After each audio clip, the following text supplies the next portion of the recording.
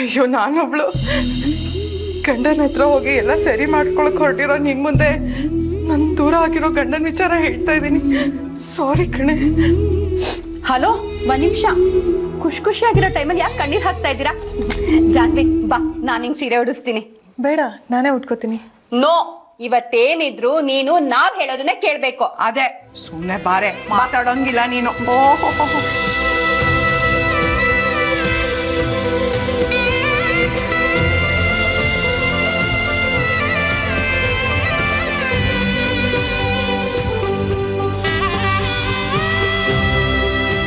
ಎಷ್ಟು ಚೆನ್ನಾಗಿ ಕಾಣ್ತಿದ್ಯಾ ಗೊತ್ತಾ?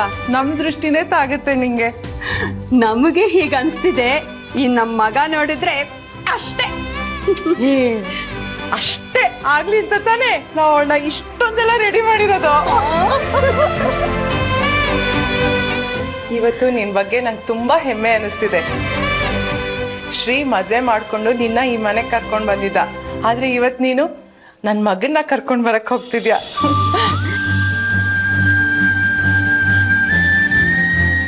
ಶ್ರೀ ನಿಜವಾಗ್ಲೂ ಬರ್ತಾರೆ ಅಂತೀರಾ? ಬರ್ದೇ ಎಲ್ಲಿ ಹೋಗ್ತಾನೆ?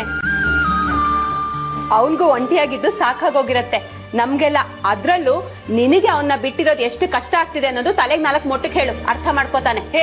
ಏನೇನೋ ಹೇಳ್ಕೊಡ್ಬೇಡ, ತಲೆಗಿಲ್ಲ ಮಟ್ಕೋಕ್ ಹೋಗ್ಬೇಡಮ್ಮ. ಅವ್ನಿಗೆ ತಲೆನೋವು ಬಂದ್ರೆ ನೀನೇನು ಬಾಯ್ ಬಿಟ್ಟು ಹೇಳೋದೇ ಬೇಡ. ನಿನ್ ಹಿಂಗ್ ನೋಡಿ ಅವನಿಗೆ ಹಿಂದಿಂದ ಬಂದ್ಬಿಡ್ತಾನೆ. ನಂಗೆ ತುಂಬಾ ಇಂಪಾರ್ಟೆಂಟ್ ಕೆಲಸ ಇದೆ, 1 ನಿಮಿಷ ಬಂದೆ. ಕಲಾಕ ತಡಿಯ, ಮರ್ತೋಗುತ್ತೆ.